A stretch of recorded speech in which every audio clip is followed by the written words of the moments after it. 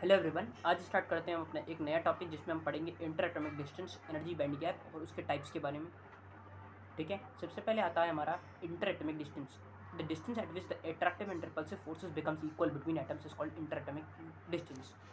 For example, मान लीजिए आपके पास एक एटम है और दूसरा एटम है, और जब मैं इन दोनों एटम्स को पास में लेके आऊँगा तो एक टाइम ऐसा आएगा कि एक दूसरे को रिपल्शन देंगे और एक टाइम ऐसा आएगा कि दोनों पे इक्वल अट्रैक्टिव फोर्सेज और रिपल्सिव फोर्सेज हो जाएंगे। दैट मीन्स कि कुछ इसके इलेक्ट्रॉन्स इसके ऊपर रिपल्शन लगा रहे होंगे, कुछ इसके इलेक्ट्रॉन इसके ऊपर रिपल्शन लगा रहे होंगे। तो इसकी वजह से हमने मान लीजिए एक पॉइंट आया कि एक अट्रैक्शन जो है इसका वो इक्वल हो गया उसके रिपल्शन के। तो that is the point, that is the distance जो अब होगा इन दोनों की न्यूक्लियस के बीच में, that is the inter atomic distance.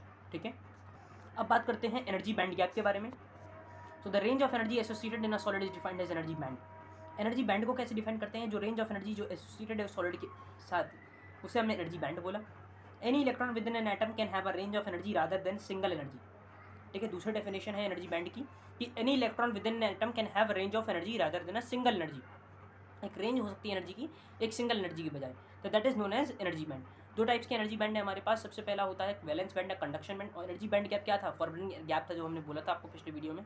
ये forbidden gap is also known as energy band gap. तो बात करते हैं two types of energy band. तो valence band, band containing the valence electron, and conduction band, band containing the free electron.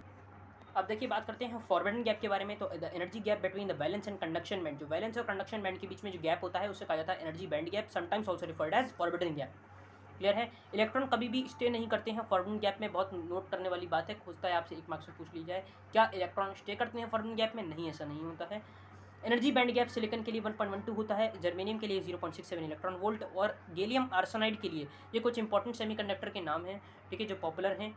Gallium arsenide, या कई बार इसे indium arsenide भी बोला जाता है। ठीक है, इंडियम आर्सेनाइड जो होता है वो भी इसी टाइप की सेमीकंडक्टर में आता है, मतलब ठीक है, सेम नहीं, मतलब डिफरेंट होते हैं। दैट मीन्स इंडियम आर्सेनाइड भी एक सेमीकंडक्टर है।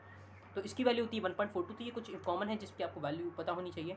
बाकी 2 मार्क्स का क्वेश्चन है कि अगर एनर्जी बैंड गैप ज़्यादा होगा तो मोर टाइटली इलेक्ट्रॉन बाउंडेड होंगे न्यूक्लियस के साथ, और वाइस वर्सा।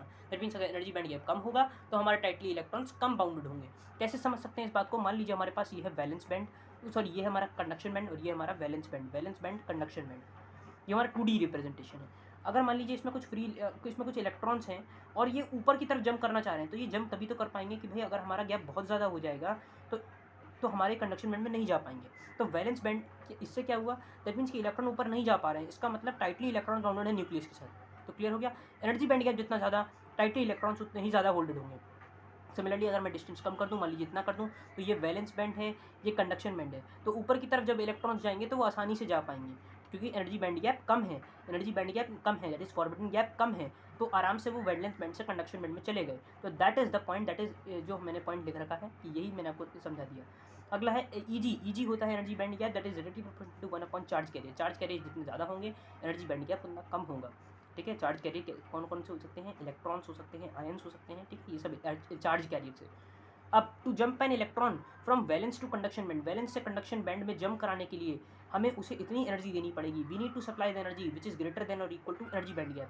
कॉमन सेंस वाली बात है कि अगर भाई मुझे यहाँ से लेकर यहाँ तक, मुझे अगर आपको एक पोजीशन से यहाँ से लेकर यहाँ से डिस्प्लेस करना है, तो मुझे आपसे ज़्यादा एनर्जी होनी चाहिए कि मैं आपको डिस्प्लेस कर पाऊँ, है ना। फॉर एग्जाम्पल ये पेन है, तो इस पेन से ज़्यादा मेरे पास एनर्जी होनी चाहिए। मतलब ऐसा नहीं होना चाहिए कि इस पेन की एनर्जी मुझसे ज़्यादा है कि मैं फिर डिस्प्लेस नहीं हो पाएगा। ये अगर पेन है तो मुझे से यहाँ तक डिस्प्लेस करने के लिए एक पर्टिकुलर अमाउंट ऑफ एनर्जी चाहिए होगी, जो सप्लाई एनर्जी होगी, और वो कितनी होगी? इसके पर्टिकुलर एनर्जी के बराबर होगी। और बस हम जब इसे एक गैप के रिस्पेक्ट में बात कर रहे हैं तो need to supply the energy greater than equal to energy band gap. वही मैंने इसको एक इक्वेशन की फॉर्म में लिख रखा है। तो ये एक बार के लिए क्वेश्चन पूछ सकता है कि for example if you want to electron to jump